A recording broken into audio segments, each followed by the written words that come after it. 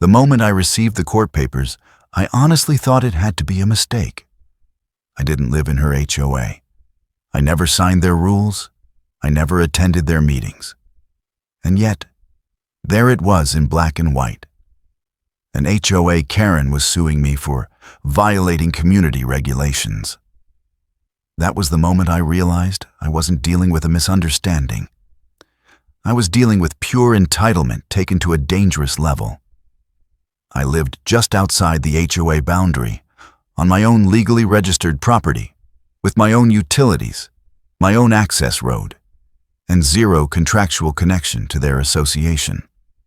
Still, this woman had decided that because my house was too close to her precious neighborhood, she had the right to control how I lived.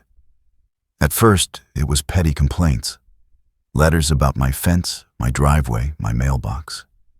I ignored them because they had no authority over me. That should have been the end of it. It wasn't. Over time, the letters became threats. Fines I didn't owe. Rules I never agreed to. Demands to comply or face consequences. I responded once politely, explaining that I was not part of the HOA and never had been. Instead of backing off, Karen escalated. She filed a lawsuit claiming I was subject to HOA jurisdiction by proximity. That's when I knew this wasn't about rules, it was about control. The hook wasn't just that she sued me. The hook was how confident she was. She genuinely believed the court would side with her simply because she said so. She assumed intimidation, paperwork, and legal pressure would force me to submit. What she didn't know was that I had already gathered everything I needed. Property deeds, zoning maps, county records. Proof that made her entire case collapse almost instantly. Walking into that courtroom, I wasn't nervous. I was calm. Because when entitlement meets documented facts, it doesn't last long. Karen thought she was about to teach me a lesson. She had no idea that in less than 3 minutes, her entire lawsuit would be reduced to nothing but embarrassment. As the hearing began, Karen strutted in with her stack of papers, clearly expecting the judge to nod along with every word. She started by reading aloud a list of supposed violations. The positioning of my fence, my landscaping choices, even claims that my property ruined the visual cohesion of the community. Each accusation was absurd, but she presented it with an air of authority, as if saying it out loud somehow made it true. I calmly listened, taking mental notes. When it was my turn, I didn't attack her personally. I let the evidence speak. I presented my property deed first. Every boundary clearly marked, every restriction noted, and absolutely zero connection to her HOA. Then, I brought zoning maps, showing that my property was completely outside the HOA limits.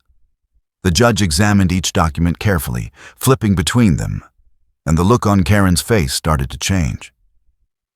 She tried to interrupt, trying to twist the facts. "Your Honor, the property is adjacent to our HOA," she claimed. I responded, "Yes, it's adjacent. But adjacency does not equal jurisdiction. The law is clear on property boundaries." I even referenced local statutes, citing exact language that confirmed my property's independence from any HOA rules. The room fell silent. Karen's confident smirk faltered. Then came the final piece, the kicker. I presented prior correspondence, letters I had sent politely informing her that her claims were invalid, along with the HOA's lack of response. This showed a consistent record of her attempts to control my property without legal standing. The judge reviewed it all, and it was like watching a domino effect. One fact after another dismantled her argument. Karen's evidence was flimsy at best, and her assumptions had no legal backing. By the time I finished, the courtroom wasn't just quiet. It was stunned. Karen's bravado had completely evaporated. The judge didn't even need long deliberation. The case was dismissed. and the HOA was instructed to cease all contact and claims against me. What began as a petty attack by an entitled neighbor had become a masterclass in preparation, calm, and letting facts do the talking. And that's when I realized entitlement might be loud, but legality and preparation are louder. After the courtroom victory, I thought the ordeal was finally over. But Karen wasn't one to give up so easily. That evening, I returned home to find her lingering near my property line, taking pictures and muttering to herself. It was clear she was trying to document something to make another claim. But I had anticipated this. I calmly walked over, introduced myself, and reminded her that the property was legally mine, outside any HOA control. She scoffed, but her body language showed frustration. Over the next few days, her attempts escalated. She began sending letters directly to my neighbors, falsely claiming that I was violating HOA rules. I knew this was an attempt to isolate me, to get others on her side. But I didn't panic. I collected each letter meticulously, photographing them and recording timestamps. I also set up security cameras to ensure there would be evidence if she tried to trespass. Every action she took was documented. She was playing a game, but I had the rule book. One morning, she decided to confront me directly. Karen approached my driveway with her usual dramatic flair, waving her latest complaint in my face. I greeted her politely, then calmly explained that not only were her claims legally invalid, but harassment attempts could lead to criminal consequences. Her face turned red, and she started to argue. But I maintained composure, letting her words be recorded on camera. She stormed off, furious. That same week, I received an email from the HOA attorney. They had been made aware of her actions and wanted to distance themselves from her. I couldn't help but feel a small sense of satisfaction. Karen's own exaggerations and entitlement had begun to unravel her credibility. By staying patient, documenting every move, and responding with facts instead of emotion, I had gained the upper hand. What seemed like an endless battle was slowly tilting in my favor, not through aggression, but through strategy and preparation. At that moment, I understood a crucial lesson. Fighting an entitled neighbor wasn't about shouting the loudest. It was about being the smartest, staying calm, and letting every legal document, every record, and every piece of evidence speak for you. Karen's attempts to intimidate me were failing because she underestimated the power of facts and the importance of patience. The following week, the tension escalated even further. Karen decided to take things to an extreme by attempting to involve local authorities directly, filing a formal complaint with the police about alleged violations on my property. I knew she was grasping at straws, but I also understood the importance of being prepared. I gathered every document, property deed, legal correspondence, and all the evidence I had meticulously collected since the beginning of this ordeal. When the police arrived, Karen was there, expecting me to be intimidated. She presented her claims, clearly hoping for immediate action against me. But when the officer asked me for my side, I calmly laid out everything. Proof of ownership, the fact that my land was outside the HOA's jurisdiction, and the timeline of her harassment. I even showed the documented letters she had sent to my neighbors and the video recordings of her confrontations.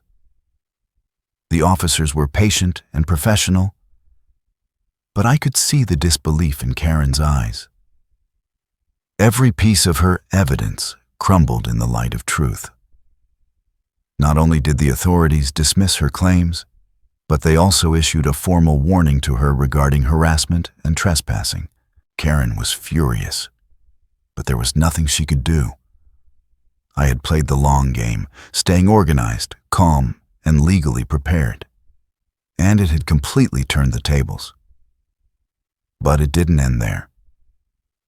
Realizing that she could no longer intimidate me, Karen attempted to spread rumors throughout the neighborhood, claiming I was dangerous and uncooperative. I ignored her, knowing that actions speak louder than words. My neighbors, seeing my patience, composure, and clear evidence, started to question Karen's credibility. Slowly but surely, her reputation began to crumble. By the end of this week, it was clear. Her attempts to manipulate the situation had failed spectacularly. I hadn't raised my voice. I hadn't reacted with anger. And I hadn't let fear dictate my actions. Instead, preparation, documentation, and calm decisiveness had been my weapons.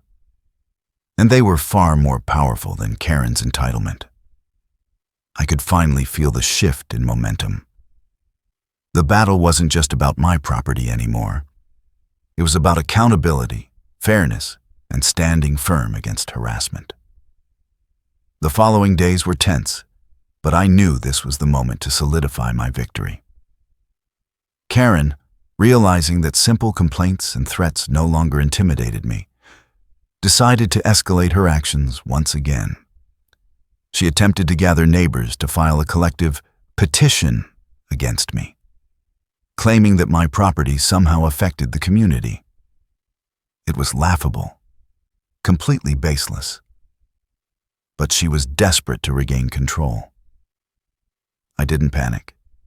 Instead, I invited a few of my neighbors who had witnessed her previous antics and shared my perspective. I calmly presented the facts, the exact boundaries of my property, proof of my legal ownership, and documented evidence of Karen's repeated harassment and trespassing. I also included video clips of her confrontations, her attempts to block my driveway, and her constant meddling. The neighbors were stunned, not only by the absurdity of her claims, but also by the meticulous way I had handled the situation. Meanwhile, Karen tried to confront me in person, hoping that I would lose my temper or react emotionally. But I remained composed. Every time she spoke, I responded with calm, clear statements, supported by documentation. She was growing visibly frustrated, her face turning red, voice rising. But nothing she did could sway the truth. The HOA tried to leverage their authority again, sending formal letters demanding that I comply with neighborhood rules I had never agreed to. I sent back concise, legally sound responses, referencing property laws and jurisdiction limits. Their legal threats carried no weight, and it became obvious that Karen and the HOA were out of moves. By midweek, Karen's plans had completely unraveled. Not only did she fail to intimidate me, but her reputation in the neighborhood had taken a massive hit. People began whispering about her aggressive behavior and unreasonable demands. Even the HOA members who were once quiet supporters of hers started questioning her tactics. My calm, strategic approach had turned the situation entirely in my favor. It was empowering to realize that patience, preparation, and intelligence could defeat entitlement and aggression. Karen's final attempts at intimidation were failing, and I felt the satisfaction of knowing that the truth, backed by evidence, always prevails. The balance of power had shifted. Finally, justice wasn't just a concept. It was visible in the results of her failed attempts. The final confrontation with Karen and her HOA allies came sooner than I expected. After days of careful planning, documentation, and patience, I received yet another letter. This time a formal notice threatening legal action and demanding I vacate portions of my property. Most people would panic at this stage, but I had already prepared for this moment. I reviewed every claim meticulously, cross-referencing property deeds, local laws, and previous incidents where Karen had overstepped her authority. I organized all evidence into a comprehensive file. Photos, videos, dated communications, and legal documentation. Nothing was left to chance. I even added a timeline of her escalating harassment, showing the pattern of entitlement and intimidation she had displayed over months. The day of the mediation meeting arrived. Karen, along with a few HOA representatives, expected me to appear nervous or intimidated. Instead, I walked in confident, composed, and fully prepared. I presented my case calmly and systematically, letting the evidence speak louder than words. Each of her claims was addressed, debunked, and countered with irrefutable proof. As I spoke, it became evident that Karen was losing control. She fumbled through her notes, repeated herself, and attempted emotional manipulation, but nothing worked. Every neighbor present could see the truth, and several quietly nodded in agreement with my points. The HOA's legal representatives were also taken aback by the thoroughness and clarity of my defense. By the end of the meeting, the HOA had no choice but to back down. Karen's complaints were dismissed, and she had no legal grounds to continue her harassment. It was a decisive victory. Not only was my property safe, but the community had witnessed firsthand the consequences of entitlement when faced with patience, preparation, and assertive action. Walking away from that meeting, I felt a mixture of relief and triumph. Karen's attempts to control and intimidate had been completely dismantled, leaving her with nothing but embarrassment. The lesson was clear. Preparation, evidence, and calm determination could overcome even the most aggressive opposition. From that day forward, my property remained fully under my control. Karen's threats became irrelevant, and my neighbors respected the boundary I had so meticulously defended. The story wasn't just about winning. It was about asserting your rights with intelligence, patience, and courage. Justice had been served, not through anger or retaliation, but through clarity, preparation, and unwavering resolve. And with that, the HOA saga finally came to a close. Even after the HOA saga technically ended, the ripple effects of Karen's actions lingered. Some neighbors whispered, others watched cautiously. And I realized that winning the battle wasn't just about defending my property. It was about reclaiming peace and setting a clear boundary for everyone. I spent the following days reinforcing security, checking property lines, and ensuring that no loopholes could be exploited. Every inch of my land was carefully documented, and I even added signs and markers to prevent future misunderstandings. Knowledge, preparation, and vigilance became my new routine. Karen, meanwhile, seemed frustrated and powerless. She continued her attempts at gossip and manipulation. But the community had already witnessed the truth. Her credibility had diminished, and even those who once sided with her now approached cautiously, aware that her entitlement could no longer dictate outcomes. One afternoon, Karen tried a bold move. She attempted to enter my property to inspect something she claimed was her concern.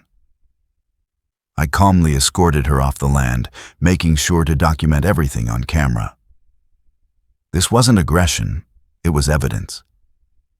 I remained polite but firm, and she had no choice but to retreat. The final lesson came through observation.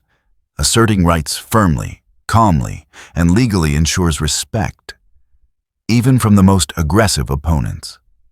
The HOA learned that intimidation doesn't work when faced with preparation and consistency. My property, my rights, and my peace of mind were intact.